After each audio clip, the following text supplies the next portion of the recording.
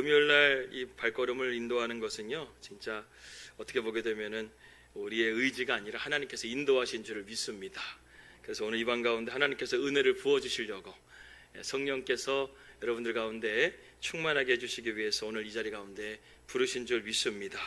사모하는 자에게 주신다고 했고 나를 간절히 찾는 자를 만나 주시겠다고 했습니다. 오늘 이 저녁 가운데 하나님을 간절하게 찾고 믿음의 주 온전케 하시는 예수를 붙들고 여러분들의 모든 기도와 간구가 하나님 앞에 상달되기를 주님의 이름으로 축복합니다. 오늘 저는 여러분들에게 믿음의 기도에 대해서 함께 말씀을 나누고자 합니다. 여러분, 어떠한 어려운 상황 속에서도 우리가 하나님의 인도하심을 따라갈 수만 있다고 한다면 문제가 될 것이 없습니다. 중요한 문제는 어려움이 아닙니다. 우리가 하나님의 인도하심을 정확하게 찾고 그 인도하심을 따라가는 것이 중요한 것입니다. 그래서 아무리 급해도 우리가 항상 하나님의 인도하심을 먼저 찾아야 합니다. 그러면 반드시 길이 열리게 될 줄 믿습니다.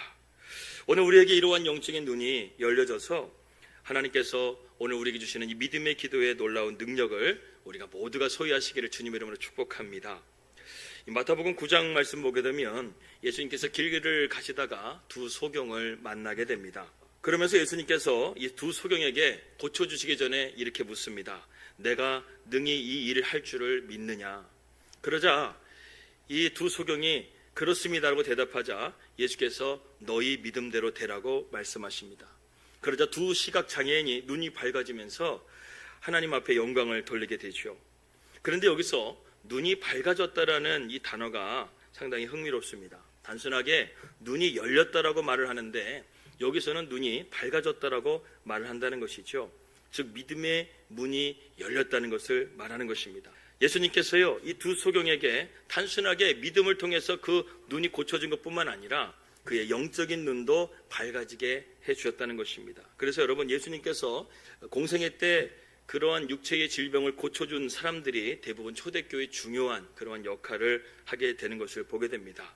어떻게 그렇게 됐다는 거예요? 그들의 영적인 눈이 열렸기 때문에 그렇습니다. 영적인 눈이 열린다는 것은 무엇을 의미하는 것일까요? 두 가지 특징이 있습니다. 첫 번째는 무엇이냐면 우리를 향하신 하나님의 뜻을 깨닫게 된다는 것입니다. 즉 모든 것을 이전과는 다른 눈으로 보게 되고 예전에는 보지 못했던 것을 우리가 보게 된다는 것이죠. 오늘 저와 여러분들이 이러한 영적인 눈이 열려져서 우리가 보지 못했던 것을 볼 수 있기를 바랍니다. 이 사도행전 9장의 말씀 보게 되면 바울이 예수님을 믿는 사람들을 붙잡기 위해서 다메섹으로 가다가 부활하신 예수님을 만나게 됩니다.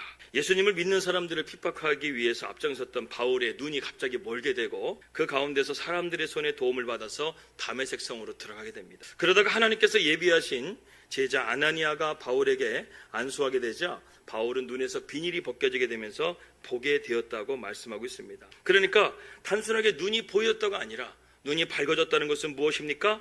하나님께서 내 육체의 눈을 열어주실 뿐만 아니라 영적인 눈도 열어주신다는 것이죠. 이전과는 다르게 모든 것을 믿음의 눈으로 보게 되고 또 부활하셔서 자신을 만나주신 예수님의 눈으로 보게 되었다는 것이죠. 그래서 고난 속에서 바울이 빌립보 감옥에 바울과 실라가 갇혔을 때 바울이 그 깊은 던전이라는 깊은 감옥에서 하나님을 찬미합니다. 하나님을 예배합니다. 도저히 그 감옥에서는 찬양이라는 것이 있을 수가 없는 그곳에서 하나님을 찬양할 수 있었던 것은 무엇입니까?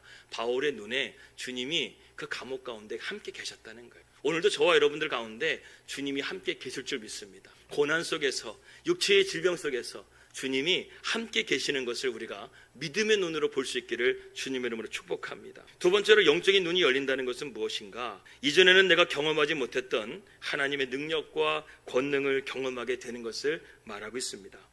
여러분, 열왕기 6장 말씀 보게 되면 이스라엘과 아람과의 전쟁에 대한 이야기가 나오게 됩니다.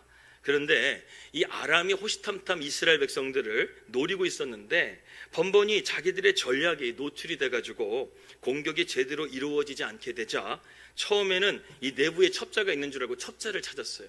근데 첩자가 없었어요. 그러다가 어떤 사람이 아람 왕 베나닷에게 이렇게 보고를 합니다. 열왕기 하 6장 12절 말씀입니다.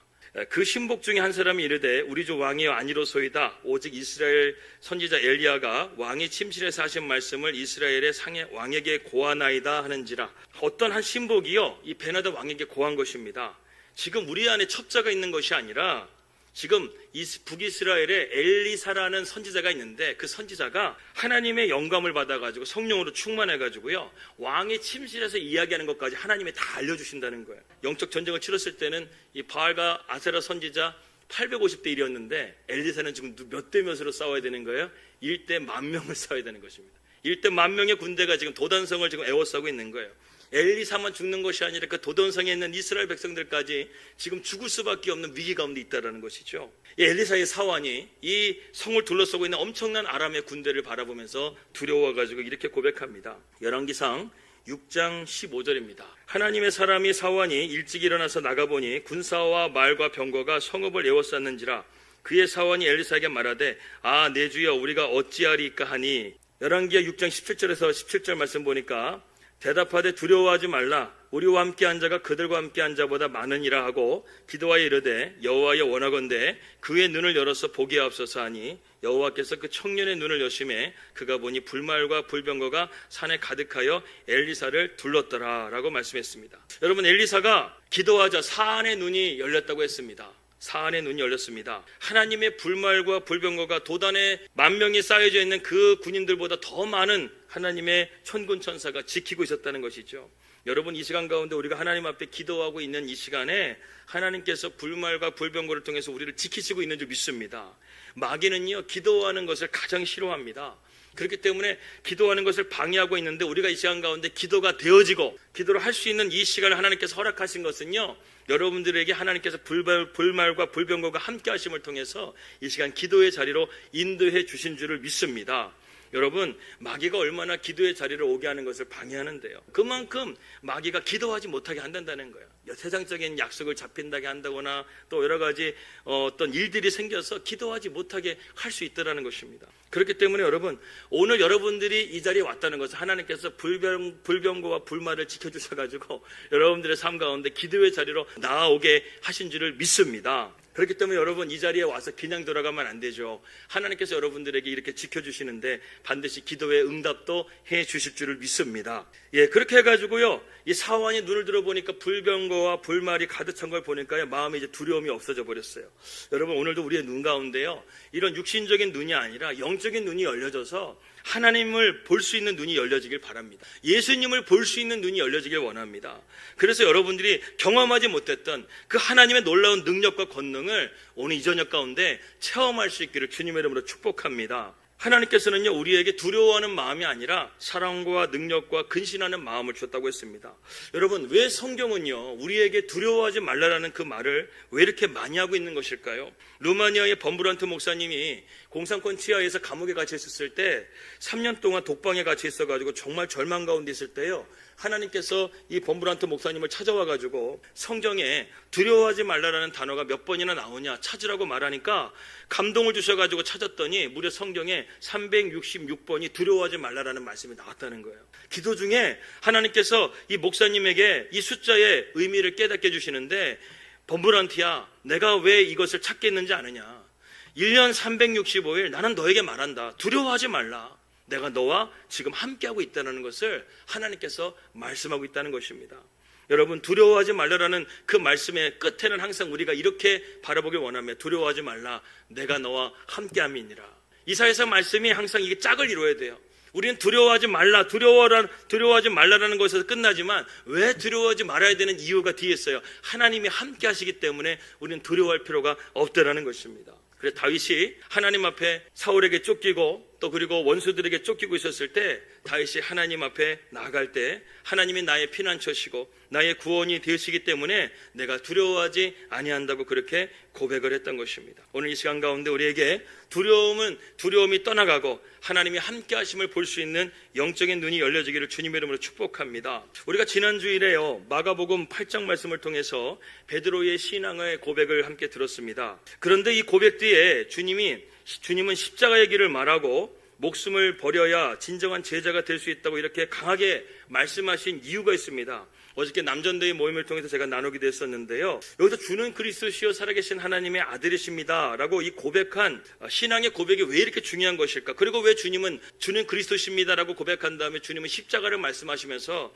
너희가 죽지 아니하면 십자가의 길을 따라갈 수가 없다, 왜 이렇게 강하게 말씀하신 것일까? 왜냐하면 예수님께서 이제 돌아가시고 난 이후에 기독교의 대박해 시대가 오게 됩니다. 그야말로 예수님을 믿는다는 이유 때문에 원형 경기장에 들어가서 사자의 밥이 되어지게 되고 십자가에 못 박혀 순교하게 되는 일들이 일어나게 된다는 것이죠. 그런데 그 당시에 로마에서 그리스도인들을 자꾸만 잡으려고 하는데 어떻게 잡으려고 했냐면 이 그리스도인들이 거짓말을 못하지 않습니까? 그리고 그리스도인들은 오직 예수님만을 나의 주 나의 하나님이라고 믿는 것을 알고 그 그리스도인들을 찾아내기 위해서 인사법을 바꿨다는 거예요. 어떻게 인사했느냐? 로마의 군인이 딱 보다가 그리스도인인 것처럼 보이는 사람이 있으면 손을 들고 이렇게 이야기했다고 합니다. 나는 황제를 숭배합니다. 그러면 반드시 그 반대편에서 맞습니다. 나도 황제를 숭배합니다. 이렇게 대답을 해야 됐다는 것이죠. 그렇게 못하게 되면 바로 잡아가는 것이었습니다. 근데 대부분의 사람들은 나는 황제를 숭배합니다. 이렇게 말하게 되면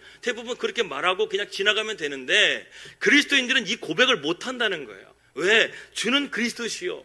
오직 주님만이 나의 주님이시고 나의 왕이시고 나를 다스리시는 분이시기 때문에 그리스도인은 이렇게 입술로라도 거짓말을 못하는 거예요. 정직하게 하나님 앞에 고백할 수밖에 없다는 것이죠. 그렇게 해가지고 수많은 그리스도인들이 이 고백 때문에 걸려 잡혀가지고 원형 경기장에 죽게 되거나 십자가에 못 박혀 죽었다는 것입니다. 그렇기 때문에 주님께서 지금 주는 그리스도십니다라고 고백했던 그 이유가 무엇이냐면 너희가 나를 믿는 가운데서 목숨을 버리지 않으면 너희의 이 믿음, 이 고백이 절대로 반석 위에 세워질 수 없다는 거예요. 그런데 오늘날 우리가 보게 되면은 예수님은 나의 주님이십니다, 그리스도십니다 말하면서도요, 정말 우리가 목숨을 다해 주님을 섬기냐 이거예요. 정말 주님을 앞에 이 십자가를 붙들며 제자의 길을 걸어가냐 이거예요. 그러나 초대교회는 그 고난 속에서도 환난과 핍박 속에서 성도는 신앙을 지켰다는 이 찬송가의 고백과 같이 주는 그리스도십니다 이 고백을 부인하지 않았습니다. 여러분, 우리가 이 세상을 걸어가면서 예수님은 나의 주님이시고 이 세상에 그 어떤 것도 나의 주인이 될 수 없다라는 그 믿음의 고백을 굳건하게 붙들고 나아가시기를 주님의 이름으로 축복합니다.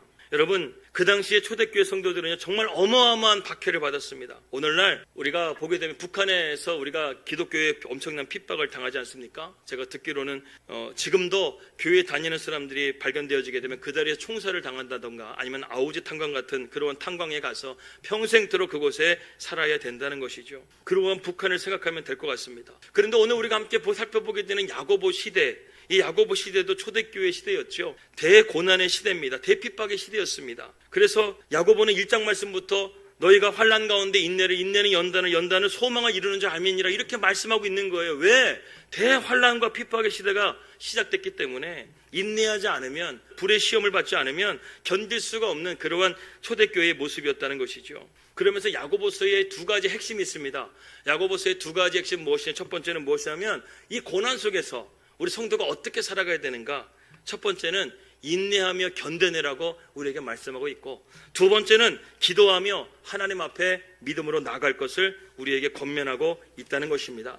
저는 오늘 말씀의 이 시간을 통해서 이 두 가지의 말씀을 통해 우리가 인내하며 견뎌내기를 소망하고, 또 믿음의 기도를 통해서 우리가 하나님의 의인의 강구는 역사하는 힘이 크다고 했는데 믿음의 기도를 통해서 오늘 이 밤 가운데 하나님의 놀라운 역사가 일어나기를 주 예수 그리스도의 이름으로 축복합니다. 첫 번째, 인내하며 견뎌내십시오. 여러분, 인내라는 말씀은 야고보서 1장의 큰 주제이기도 합니다. 그만큼 신앙인에게는 인내가 필요하다는 것이죠. 오늘 야고보는 인내를 이해시키기 위해서 우리에게 세 가지의 이야기를 들려주고 있습니다. 첫 번째는 농부가 농사를 지을 때 인내하는 것이요, 두 번째는 인내하는 과정 속에서 원망하지 말라는 것이요, 그리고 세 번째는 인내의 가장 대명사가 되는 욥의 인내를 통해서 우리가 잘 배우라는 것입니다. 먼저 농부의 인내에 대해서 한 말씀을 드리겠습니다. 오늘 7절과 8절 말씀을 함께 읽겠습니다. 그러므로 형제들아, 주께서 강림하시기까지 길이 참으라. 보라, 농부가 땅에서 나는 귀한 열매를 바라고 길이 참아 이른 비와 늦은 비를 기다리나니 너희도 길이 참고 마음을 굳건하게 하라. 주의 강림이 가까우니라. 농부의 삶은요, 봄, 여름, 가을, 겨울 없이 계속 분주하기 마련입니다. 1년 44철 그 밭을 계속해서 가꾸고 열매를 맺는 것이 농부의 그런 마음이라는 것이죠. 밭을 놀릴 수가 없는 것입니다. 마늘이 끝나게 되면 참깨를 심고, 참깨 심은 다음에 뭐지? 배추 심나요 나중에? 그렇게 심는 것이죠. 계속해서 밭을 심는 거예요. 열매를 맺는 거예요. 그렇게 부지런한 농부는요, 좋은 열매를 맺는 것입니다. 오늘 이것을 말씀하고 있는 것입니다. 여러분, 저는 농부의 아들이었습니다. 그래서 어렸을 때부터 봄이면 아버지가 씨를 준비하고 밭을 기경하고 물을 대고 모를 심고, 요즘에는 기교를 심지만 옛날에는 여러분 기억하실지 모르겠지만 그 줄을 하나 이렇게 딱 놔가지고 거기다가 이렇게 빨간색 표시를 해놔가지고 어떻게 합니까? 한 줄 딱 하면서 한 3-4사람 해가지고 자기 영역이 있어요. 그러면은 이렇게 그 씹는 방법도 있어요. 손가락 끝에다가 이걸 딱 넣어가지고 이렇게 딱 꽂고 돌리면 딱 들어갑니다. 옛날에 저는 아버지랑 모를 많이 심었습니다. 우리는 정말 30분이면 밥솥에서 밥이 나오지만 농부들은 옛날에 그렇게 해가지고 쌀을 만들어내고 농사를 지었다는 것이죠. 또한 계속해서 물을 대주고 비료도 주고 벼를 베고 길가에 펼쳐가지고 말리고 그렇게 농사를 지었던 것을 보게 됩니다. 그 모든 과정을 인내하고 노심초사해서 마음을 졸이면서 키워낸 게 여러분들이 지금 먹고 있는 쌀이라는 것이죠. 근데 오늘 야고보 사도는 농부의 인내처럼 그렇게 성도의 인내도 똑같다는 것입니다. 여러분, 우리가 주님을 닮아간다는 것, 하나님과 동행한다는 것이 하루아침에 되는 것이 아니라는 거예요. 예수님을 믿는다고 모든 고난이 사라지는 것도 아닙니다. 하루아침에 우리가 주님의 마음을 갑자기 품을 수 있는 것도 아니라는 것이죠. 그래서 예수님께서 공생의 기간 동안에 우리가 지난주에 말씀드렸다시피 공생의 3년 동안 십자가에 대한 말씀을 한 번도 안 하셨어요. 그냥 공동체 생활하면서 그들과 함께 먹고 마시고 하나님의 성경 공부하면서 그들과 함께 공동체 생활을 하시다가 이제 십자가에 달려 죽으시기 몇 달 전부터 이제 갑자기 십자가에 대한 말씀을 하기 시작한다는 것이죠. 그러니까 이러한 주님에 대한 십자가의 복음, 주님에 대한 이런 마음들이 하루아침에 생겨지는 것이 아니라는 거예요. 마치 농부가 씨앗을 품고 그것을 가꾸고 열매를 맺는 것처럼 그만큼 인내와 연단의 시간이 우리에게 필요하다고 야고보 사도는 우리에게 말하고 있는 것입니다. 여러분, 저는 목사가 되었다고 해서 바로 주님의 마음을 품고 살았느냐? 그것도 아니었습니다. 어떻게 보게 되면 제가 진짜 하나님이 살아계심을 경험하고 또 제 인생 가운데 주님 앞에 제 리드를 들었던 것은 뉴질랜드에 었던 것 같아요. 뉴질랜드에서 모든 것을 다 내려놓고 하나님 앞에 저희가 가지 않았다고 한다면 그런 인내의 시간을 겪지 않았을 것입니다. 여러분, 그렇습니다. 인내와 연단을 통과하지 않는 사람은 하나님이 또한 쓰시지도 않고 이렇게 하나님께서 인도에 가시지도 않는다는 것이죠.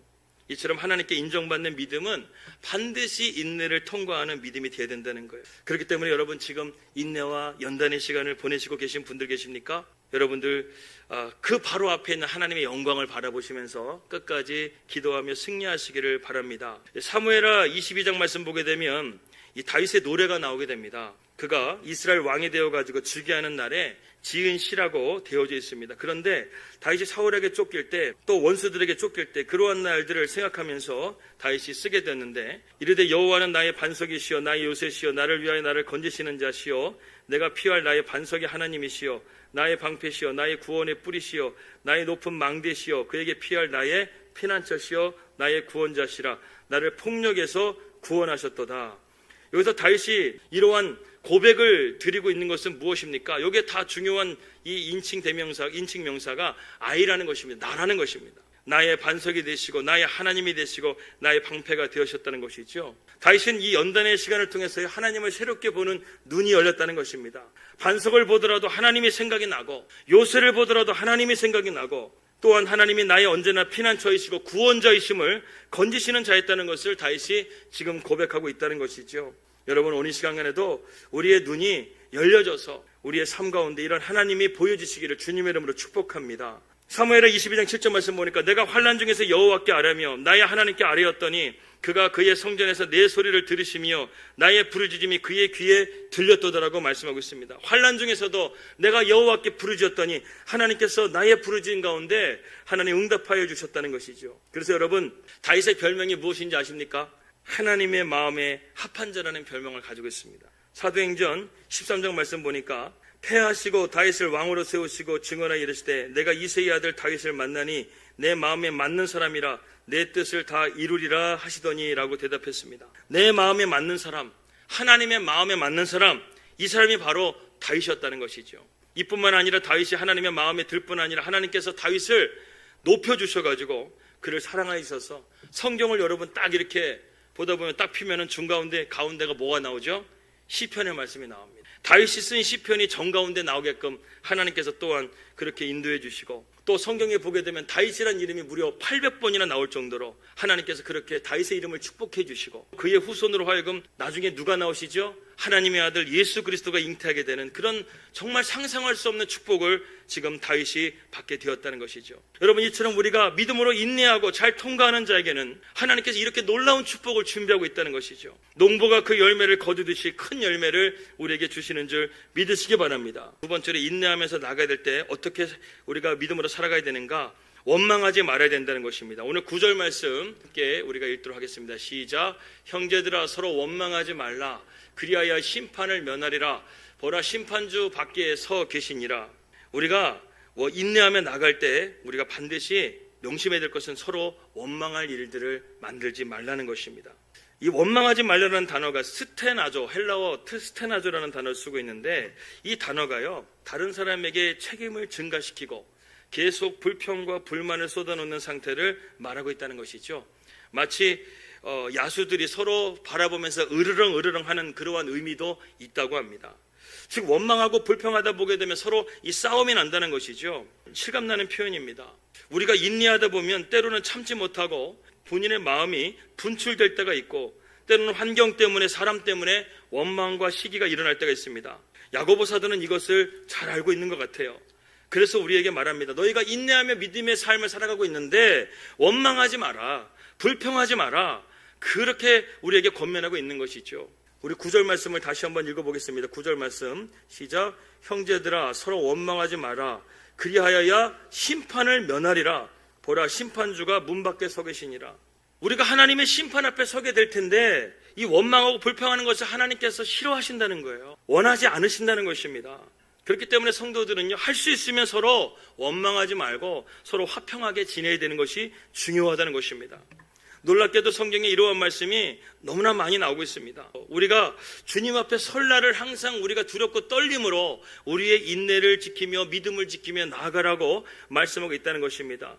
여러분, 때로는 왜 억울한 일이 없겠습니까? 때로는 내 자존심이 상하는 일이 왜 없겠습니까? 교회 생활하면서 여러분, 가장 많이 일어나는 것 중에 하나가 이런 원망과 불평입니다.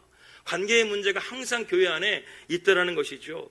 그런데 오늘 야고보 사도는 말합니다. 너희가 인내의 길을, 믿음의 길을 걸어가기 위해서는 이 원망과 시비를 절대로 하지 말라고 말씀하고 있어요. 명령으로 되어져 있습니다.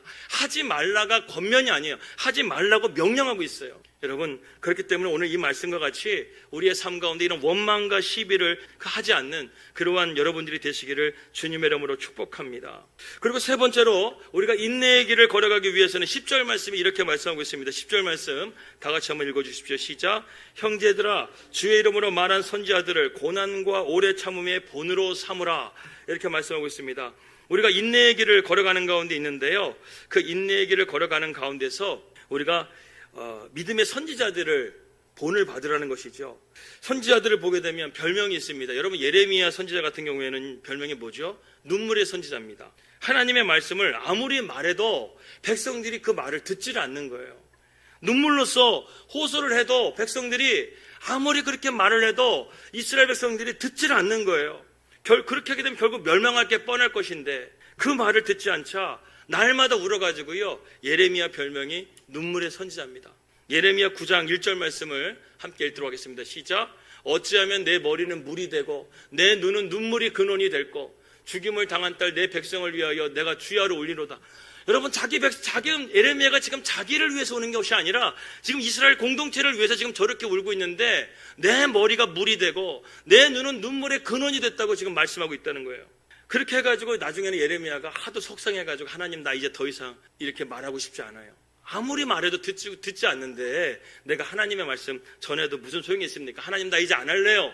이렇게 말을 하니까 예레미야가 이렇게 고백을 합니다. 예레미야 20장 9절 말씀을 함께 읽도록 하겠습니다. 시작. 내가 다시는 여호와를 선포하지 아니하며 그의 이름으로 말하지 아니하리라 하면 나의 마음이 불붙는 것 같아서 골수에 사무치니 답답하여 견딜 수 없나이다.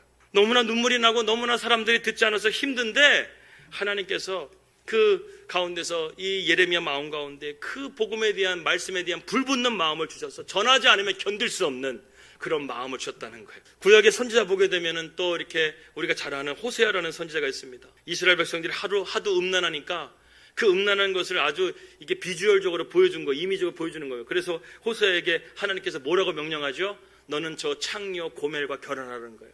여러분, 결혼하게 되면 좋은 자매랑 결혼하고 싶지 창녀랑 결혼하고 싶겠습니까? 그런데 호세아에게 너는 고멜 저 창녀와 결혼하라는 거예요. 그러면서 이스라엘 백성들에게 하나님의 마음이 너희들이 나를 버리고 우상을 섬기고 음란하게 하는 그런 모습이 바로 이러한 마음이다. 호세아로 하여금 그런 찢어지는 마음을 경험하게 하심을 통해서 이스라엘 백성들에게 돌아오라고 말씀하고 있는 것입니다. 그러한 선지자들을 통해서 우리가 끝까지 인내하며 승리했던 것처럼 우리도 이런 선지자들의 모습이나 믿음의 선진들의 모습을 통해서 끝까지 우리는 승리하며 인내하며 나아가라는 것이죠. 마지막으로 야고보는 인내를 통해서 우리가 어떤 교훈을 받게 되는가? 욥의 고난을 통해서 우리가 배우라고 말씀하고 있습니다. 오늘 11절의 말씀을 우리가 다 같이 함께 읽도록 하겠습니다. 11절의 말씀입니다. 시작. 보라, 인내하는 자를 우리가 복되다 하나니 너희가 욥의 인내를 들었고 주께서 주신 결말을 보았거니와 주는 가장 자비하시고 긍휼히 여기시는 이시니라. 욥의 고난을 우리는 잘 알고 있습니다. 하나님 앞에 욥은 의롭고 바르게 살았습니다. 심지어는 자기 자신뿐만 아니라 자녀들이 범죄할까봐 그 자녀들의 신앙까지 챙기면서 철저하게 하나님을 경외했던 사람이 욥이었습니다. 하나님 앞에 서 있던 마귀에게 하나님께서 욥을 자랑하기까지 합니다. 내 종 욥을 보았느냐 하면서 자랑하자 마귀가 하나님과 함께 욥을 시험하기로 결정을 하고 마귀가 욥을 하루아침에 시험을 하게 되는데 자녀들이 다 죽어버리고 재산을 다 몰수해버리고 자신의 몸은 죄로 뒤덮고 온몸에 종기가 나가지고 기왓장으로 몸을 긁어대는 그러한 욥의 모습을 우리는 보게 된다는 것이죠. 이 정도가 되자 욥의 하나가 참지 못하고 욥에게 이렇게 말합니다. 차라리 하나님을 욕하고 죽어버리십시오. 이렇게 말했다는 거예요. 당신이 믿는 하나님이 그런 하나님이라고 한다면 차라리 하나님 욕하고 죽지 왜 하나님을 그렇게 끝까지 붙잡고 있습니까? 이렇게 말한다는 것입니다. 그런데 욥이 어떻게 합니까? 이런 상황 속에서도 욥이 하나님을 원망하지 않았어요. 하나님을 저주하지 않았어요. 범죄하지 않았어요. 그렇게 욥은 하나님을 신실하게 믿었다는 것입니다. 그러자 새 친구가 다가옵니다. 욥에게 이런저런 이야기를 하면서 이야기하죠. 욥은 그런 건 더욱더 고통만 가중될 뿐이지 욥의 마음은 풀리지가 않았습니다. 여러분, 우리가 여기서 한 가지를 발견하게 됩니다. 내가 고난당할 때요, 사람은 진정한 위로가 될 수가 없다는 거예요. 잠깐 동안 잊을 수는 있고 위안은 되더라도 사람의 위로는 오래가지 못합니다. 하나님이 여러분들을 위로해 주셔야 돼요. 하나님이 여러분들을 만나 주셔야 돼요. 그 만남 속에서 내 마음의 절망과 슬픔과 낙심은 하나님께서 바꿔주시고 기쁨과 감사와 소망으로 우리를 변화시켜 주신다는 것입니다. 그래서 여러분, 하나님을 만나는 것이 중요하기 때문에 욥은 이렇게 말합니다. 욥은 정말 미치도록 하나님을 만나고 싶었습니다. 하나님께 묻고 싶은 것이 100가지, 1000가지, 10,000가지가 됐었을 것입니다. 그런데 막상 하나님을 만나게 되자 욥은 아무 말도 할 수가 없었습니다. 하나님의 임재 앞에 그는 엎드릴 수밖에 없었고 자기가 알고 계신 하나님이 이렇게 크신 분임을 알고 그저 이런 고백만을 드립니다. 주님, 내가 귀로만 들었던 하나님을 눈으로 보나이다. 저는 저의 죄를 회개할 뿐입니다. 욥은 지금 하나님을 만나기 전까지는 하나님 왜 나에게는 고난을 주십니까? 나에게 왜 이런 역경을 주십니까? 이렇게 하나님 앞에 고백하고 하나님 앞에 따지려고 만반의 준비가 되어져 있었는데 막상 하나님 만나니까요, 그러한 것은 싹 없어지고 하나님, 나는 죄인입니다. 하나님을 내가 눈으로 봅니다. 이렇게 단 두 마디만 하고 하나님 외에 하나님에게 어떠한 말도 하지 않습니다. 하나님 만나니까 다 해결됐다는 거예요. 할렐루야. 하나님 만나니까 욥의 억울함이 다 해결된 거예요. 오늘 저와 여러분이 하나님을 만나서 문제보다 크신 그 하나님, 이 세상에 어떤 두려움보다 크신 하나님을 보고 만날 수 있기를 주님의 이름으로 축복합니다. 야고보 사도는 오늘 인내를 통해서 우리에게 이런 것들을 깨닫기를 원하는 것이죠. 여러분, 그래서 고난의 끝은 행복이 아닙니다. 우리의 고난의 끝이 나려고 한다면 예수님을 만나야 됩니다. 하나님을 만나야 됩니다. 우리의 고난의 끝이 예수님으로 끝날 수 있기를 주님의 이름으로 축복합니다. 그리고 두 번째로 이제 야고보가 우리에게 권면하고 있는 중요한 두 번째 사실은 믿음의 기도로 나아가라는 것입니다. 인내의 과정을 통해서 우리가 믿음의 기도로 나아가라는 거예요. 인내하면서도 우리는 믿음의 기도로서 하나님 앞에 나아가라고 오늘 야고보 사도는 말하고 있습니다. 여러분, 고난은 인내뿐만 아니라 믿음의 기도로서 우리가 나아갈 때 승리할 수가 있습니다. 인내는 하나님 앞에서 내면의 믿음이 자라나는 것이라고 한다면 기도는 적극적으로 하나님의 백성으로 살아가는 우리의 영적인 무기라는 사실을 기억하십시오. 종교개혁가 마르틴 루터는 이런 말을 했습니다. 개와 마귀는 우리가 엎드릴 때 도망간다는 거예요. 참 재밌는 표현 아닙니까? 개와 마귀는 우리가 엎드릴 때 도망간다. 여러분, 개가 도망가는 것은요, 우리가 돌이나 막대기를 딱 줍게 되면 개가 도망갑니다. 개가 아무리 짖고 있어도요, 막대기 하나만 있거나 돌 하나 내가 집으려고 하면 개 도망갑니다. 마귀도 마찬가지라는 거예요. 우리가 기도하려고 엎드리기만 해도 마귀는 도망가는 줄 믿습니다. 종교개혁가 마르틴 루터가 이렇게 말한 거예요. 개와 마귀는 엎드릴 때 도망간다. 마귀는요, 우리가 기도할 때 도망가는 줄 믿습니다. E.M. 바운즈라는 기도의 사람 E.M. 바운즈는 기도의 능력이라는 책에서 이렇게 말하고 있습니다. 나귀는 무엇보다 그리스도인이 기도하는 것을 방해하려고 한다. 마귀는 기도가 빠진 성경 공부, 기도가 없는 봉사, 기도 없는 종교는 하나도 겁내지 않는다. 마귀는 오직 우리가 기도할 때 두려워한다. 할렐루야. 여러분, 그렇기 때문에 우리 양문교회 모든 모임과 공동체의 모든 목장 모임은 항상 기도로 시작하시기를 주님을 축복합니다. 그래야 일단 마귀가 떠나가게 되는 줄 믿습니다. 여러분, 야고보 사도는요, 예수님의 12제자가 아닙니다. 야고보 사도는요, 예수님의 친동생이었습니다. 예수님의 친동생 중에 야고보라는 동생이 있었는데, 그 동생이요, 예수님의 공생애 때는 예수님이 형으로만 알았지 메시아라고 믿지 않았습니다. 그런데 이 야고보가 부활하신 주님을 만나고 십자가에 달린 예수님을 인격적으로 만나자 그는 그때부터 기도의 사람이 되었습니다. 그전에는 예수님이 공생애를 다닐 때 예수님이 날마다 기도하러 가시고 철야 기도하시고 한적한 곳으로 기도하러 갈 때마다 저 형이 왜 저렇게 기도하는 걸까? 그걸 이해를 못했어요. 그런데 내가 정말 하나님을 인격적으로 만나니까, 주님을 만나니까요, 내가 기도하지 않으면 살 수 없다는 것을 깨닫게 된 거예요. 그래서 여러분, 야고보의 별명이 뭔지 아십니까? 야고보의 별명이 낙타 무릎입니다. 여러분, 낙타의 무릎을 보신 분 계십니까? 낙타의 무릎이 상당히 많이 튀어나오고 울퉁불퉁하죠. 야고보가 얼마나 기도했으면 그의 무릎이요, 울퉁불퉁 뼈가 튀어나올 정도로 야고보가 그렇게 기도했던 사람이었다는 거예요. 그래서 야고보는 오늘 우리에게 계속해서 말하는 거예요. 기도하십시오. 제발 기도하십시오. 기도만이 우리가 살 길이라는 것을, 기도할 때 마귀가 떠나간다는 것을 오늘 우리에게 말씀하고 있는 것입니다. 야고보가 이렇게 기도를 우리에게 강조하고 있는 것은 무엇입니까? 기도의 능력을 맛봤기 때문에 그래요. 자기가 기도의 능력을 체험하고 맛보지 않았다고 한다면 우리에게 기도하라고 말하지 않아요. 여러분, 주변에서 여러분 기도하세요. 기도하면 놀라운 능력이 있습니다. 이렇게 주변에 말하는 사람이 주변에 없다는 것은 여러분 주변에 기도하는 사람이 없다는 거예요. 기도의 능력을 경험한 사람은요, 누구를 만나든 기도하라고 말해요. 환난과 어려움이 있는 사람에게 기도하십시오. 오늘 이 시간 가운데 우리의 기도가 영통하기를 축복합니다. 여러분, 그래요. 우리가 이렇게 하나님 앞에 기도하게 되면 하나님께서 우리에게 은혜를 부어주시고 또한 능력을 주시고 또한 고쳐주실 것을 믿습니다. 오늘 13절에서 16절 말씀, 그래서 이 야고보가 그렇게 하나님 앞에 기도하면서 우리에게 마지막으로 남긴 그 5장의 마지막으로 남긴 기도에 대한 말씀이 있습니다. 13절에 16절 말씀을 우리 다 같이 한번 읽겠습니다. 시작. 너희 중에 고난당하는 자가 있느냐? 그는 기도할 것이요. 즐거워하는 자가 있느냐? 그는 찬송할지니라. 너희 중에 병든 자가 있느냐? 그는 교회의 장로들을 청할 것이요. 그들은 주의 이름으로 기름을 바르며 그를 위하여 기도할지니라. 믿음의 기도는 병든 자를 구원하리니 주께서 그를 일으키시리라. 혹시 죄를 범하였을지라도 사하심을 받으리라. 그러므로 너희 죄를 서로 고백하며 병이 낫기를 위하여 서로 기도하라. 의인의 간구는 역사하는 힘이 큼이니라. 아멘. 특별히 오늘 말씀 보게 되면 육체적으로 병든 자를 위해서 야고보가 많이 기도하라고 되어져 있습니다. 이뿐만 아니라 정말 기도의 능력을 믿으시기 바랍니다. 육체의 연약함뿐만 아니라 우리의 죄도 하나님께 기도하게 될 때 사함을 받게 될 뿐만 아니라 우리 의인의 간구는 역사하는 힘이 크다라는 것이죠.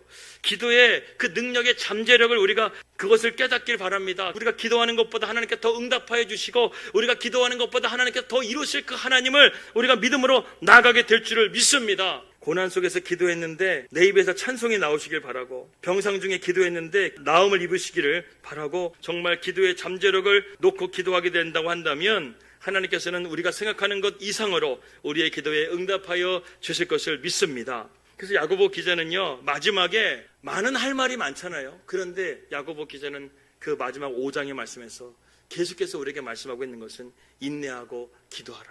인내하고 기도하라. 이 말씀을 우리에게 오늘 증거하고 있습니다. 환난과 핍박 속에서 성도는 믿음을 지켰다시피 우리가 끝까지 인내하며 기도하며 믿음으로 승리하시기를 주님으로 축복합니다. 저는 우리 양문교회 성도님들이요, 정말 기도의 시간을 조금씩만 늘려갈 수 있다고 한다면 저는 여러분들 삶 가운데 분명히 하나님께서 놀라운 역사를 이뤄내실 것을 믿습니다. 기도의 양을 조금씩만 더 늘리신다고 한다면, 내 임계점을 조금씩만 더 돌파해 가서 그렇게 우리가 조금씩 기도한다고 한다면 마치 끓는 물에 그 100도씨가 도착하는 순간에 물이 끓는 것처럼 우리의 기도가 계속해서 온도를 높여가지고 우리가 하나님 앞에 은혜를 주시는 온도까지 딱 올라갈 수 있다고 한다면 오늘 이 저녁 가운데 하나님의 놀라운 역사가 우리 가운데 펼쳐지게 될 줄을 믿습니다.